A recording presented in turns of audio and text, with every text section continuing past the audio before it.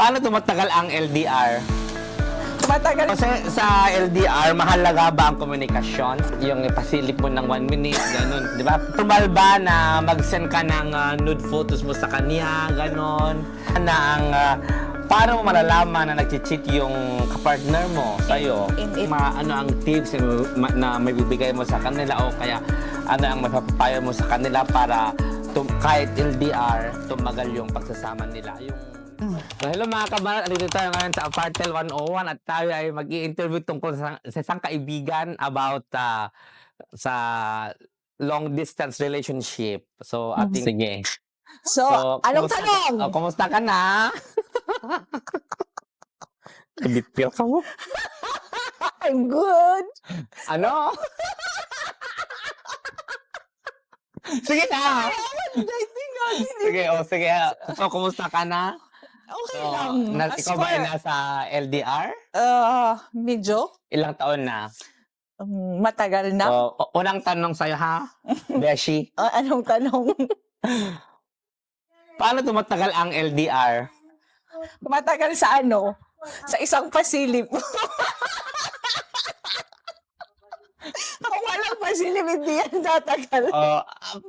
Ano yung pasilip? Ano yung pag-i-elaborate naman? Pasilip, pagpunta mo sa toilet, habang naliligo ka, dala mo yung cam, open cam mo. Okay. Para pasilip-silip kunwari, gano'n. Oo. Okay, sige. So, sa LDR, mahalaga ba ang komunikasyon? Of course. Bakit mo naman nasabi? Syempre, you need to, kahit malayo kayo sa isa't isa, kailangan yung ina-update mo yung partner mo kung anong nangyayari sa'yo. Kahit, ano lang, mag-usap lang kayo ng in one day, like mga 10 minutes, mga ganun. Yung kahit yung ipasilip mo ng 1 minute, gano'n. Di ba? Party ba, yung pagpapasilip, party ba ng communication yun?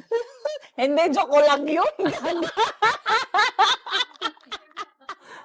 Okay, so normal ba na mag-send ka ng nude photos mo sa kanya, ganon? Siyempre bilang malaya ko sa siyempre na Of course, hindi naman maiwasan yun siguro. for security and safety, hindi talaga yon. Pero, of course, I'm open-minded naman. So, it depends sa tao yun. Open-minded ako. So, if you know that your relationship will work na kailangan mag-send ka ng mga ganun, you can do it. Basta, sa tulpo na lang ang ending niya. At saka siyempre, baka mamaya hindi mo alam, baka pinatago-tago niya yun. At di ba, alam mo yun? But, for me, it's not advisable. Tama. So, paano mo malalaman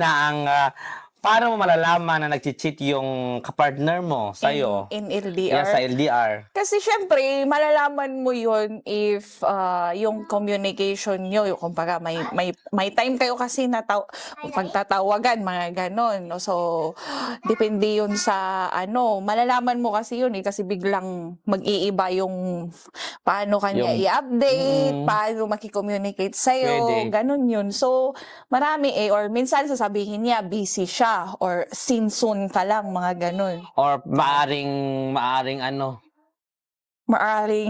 siyempre biglang sinabihan ka na biglang may gagawin, ganon. Oo, parang siyempre yung normally kasi makikita mo yan sa partner mo kasi nasanay ka na sa mga ginagawa nyo. I mean yung paano kayo communicate, tawagan nyo, ganon. Yun, hindi yung ibang ginagawa ha, wala yun. Okay, so sa ating mga nanonood ngayon na may ka-LDR, ano ang tips na may bibigay mo sa kanila o kaya ano ang mapapapayo mo sa kanila para kahit LDR, tumagal yung pagsasama nila, yung relasyon nila? Communication and comprehension ba yun in English? Pag-uunawa and patient is the key to success. Kasi minsan kasi ang babae fast forward yan. Hindi lang nag-reply yung may babae ka na gano'n. So like you need to know if that time is nagtatrabaho naman yung isa, baka naman you're just nag-overthink ka lang. So talaga it needs a lot of patience pag LDR kayo. So, Kailangan mag-intindihan din kayo Oo, pareho, di yep. ba? Na baka mamaya, baka wala ka lang, walang reply lang yung guy, tapos Oo. ikaw naman, nagagalit ka dapat na. call ka lang. True, Kung so- ayaw, kung kaya mo maghanap ng iba, kaya ko din. Pero, so ganun ha. So, wag mong, kahit na nasa LDR kayo, wag kang magpapakita ng ano, kasi hindi naman basihan at naman ata yun, di ba? Respect yourself. Oo, yeah. Parang ganon.